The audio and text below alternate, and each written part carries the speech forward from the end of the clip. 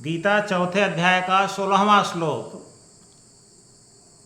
16वें श्लोक में भगवान श्री कृष्ण अर्जुन से कहते हैं, किं कर्म किम अकर्मेति कवयो अपि अत्र मोहिताः। किं कर्म किम कर्मेति कवयोप्यत्र मोहिताः तत्ते कर्म प्रोक्ष्यामि यज्ञात्वा मोक्षसे शुभात्। किं कर्म कहते हैं, किं कर्म, कर्म क्या होता है, किम अकर्म, अकर्म क्या होता है, इति कवयो अपि अत्र मोहिताः। अत्र इस विषय में, कर्म और अकर्म के विषय में, कवयः अपि मोहिताः, कवि लोग भी, ज्ञानी लोग भी, विद्वान लोग भी मोहित हो जाते हैं, अज्ञान में पड़ जाते हैं, दिग्भ्रमित हो जाते हैं। यानी विद्वान लोग भी कर्म और अकर्म को इनमें अंतर को समझ नहीं पाते हैं। तत्ते कर्म प्रोक्ष्यामि, इसलिए हे अर्जुन, हे पार्थ, मैं तुमको कर्म के बारे में बताऊंगा, कर्म के गूढ़ स्वरूप को बताऊंगा। यत् ज्ञात्वा, जिसको जानकर, मोक्ष से अशुभात, अशुभात मोक्ष से, जिसको जानकर तुम अशुभ से मुक्त हो जाओगे। मतलब इस सुख दुख रूपी संसार से, इस जलाने वाले संसार से तुम मुक्त हो जाओगे।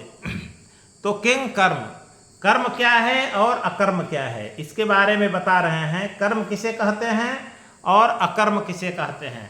जनरल सामान्यतया हम साधारण मानव यही जानते हैं कि शरीर और उसकी इंद्रियों से, इंद्रियां क्या, हमारी आँख हैं, नाक हैं, कान हैं, त्वचा हैं, हमारी वाणी है, हाथ है, पैर है, यानी हमारे शरीर और हमारे इंद्रियों से जो कर्म किए जाते हैं वही कर्म होते हैं। सामान्यतया हम यही जानते हैं, लेकिन केवल कर्म यही नहीं होते हैं। शरीर और इंद्रियों के अलावा मन से जो चिंतन होता है वह भी कर्म माना जाता है।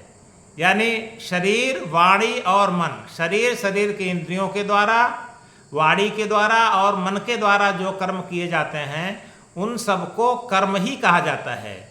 हो सकता है कभी हम अपने इंद्रियों से कर्म न कर रहे हों, केवल बैठ करके थिंकिंग कर रहे हों, विचार कर रहे हों, विचार विकल्प में लीन हों, तो मन से अगर विचार भी हम कर रहे हैं और हमारे अंदर कोई भौतिक गति नहीं हो रही है, मूवमेंट नहीं हो रहा है, तो भी हम कर्म विहीन नहीं हैं, तो भी हम कर्म कर रहे हैं। एक कर्म होता है बाहर से जो दिखाई देता है, एक होता है अंदर से मन का चिंतन, वह भी एक कर्म होता है। हम कोई हाथ पैर से कोई कर्म न करें कि और वाणी से हम बोलते रहें, वह भी एक कर्म है। बड़े बड़े प्रवचक, बड़े बड़े अध्यापक, वो सब केवल भाषण देने वाले, ये सब केवल बोलते ही तो रहते हैं, तो बोलना भी एक कर्म है। तो अब कर्म क्या होता है और अकर्म क्या होता है। वास्तव में इनमें अगर मनुष्य फल के प्रति अगर इच्छा रख रहा है, कर्म में आसक्ति रख रहा है, कर्म में ममता रख रहा है, तो वह अकर्म नहीं हुआ, उसे कर्म ही कहेंगे। अगर हम आसक्ति पूर्वक, ममता पूर्वक फल में इच्छा रख करके कोई कार्य कर रहे हैं तो वह कर्म ही है। और वास्तव में अगर अपने शरीर इंद्रियों से हम कर्म न करें, अगर मन से हम चिंतन भी कर रहे हैं लेकिन फल की इच्छा रख करके कर रहे हैं, आसक्ति रख कर रहे हैं, ममता रख कर रहे हैं, तो मन से जो चिंतन कर रहे हैं वह भी कर्म है। फिर तो अकर्म क्या होता है। अकर्म में हमको फल की इच्छा को त्यागना पड़ता है। जब मनुष्य फल की इच्छा को त्याग देता है, ममता रहित हो जाता है, अहंकार रहित हो जाता है, आसक्ति रहित हो जाता है, वैसी स्थिति में जो कर्म होता है उसको अकर्म कहते हैं। साधारण रूप में अकर्म का मतलब देखने में ऐसा लगता है कि जहाँ पर कोई कर्म ही न किया जाए उसको अकर्म कहेंगे। तो लेकिन गीता में अकर्म का यह अर्थ नहीं है कि कोई कर्म न किया जाए तो वह अकर्म होगा।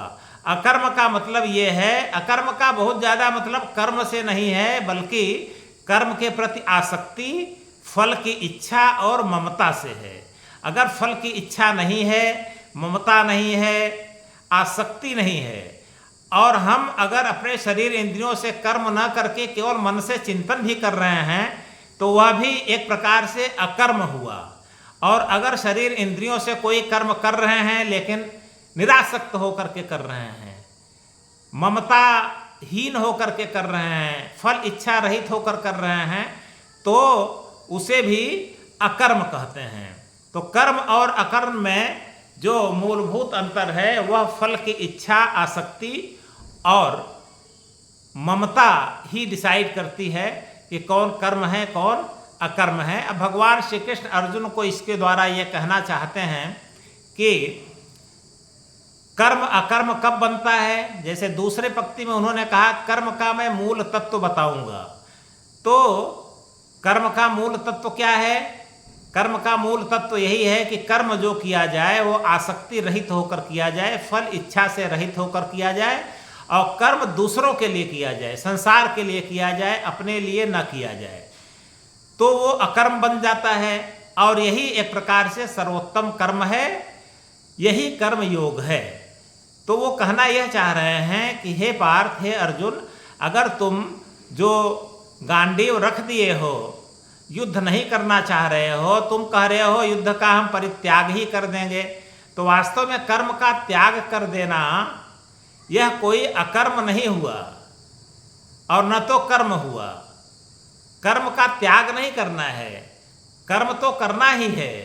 बस कर्म के पीछे जो आसक्ति होती है, जो फल की इच्छा होती है, जो ममता होती है, उसका त्याग करना है। तो वास्तव में यह एक आंतरिक भावना है, वाह से ज़्यादा इसका संबंध मन से है, आंतरिक भावना से है। तो इस श्लोक का आज यहाँ पर समाप्ति होती है।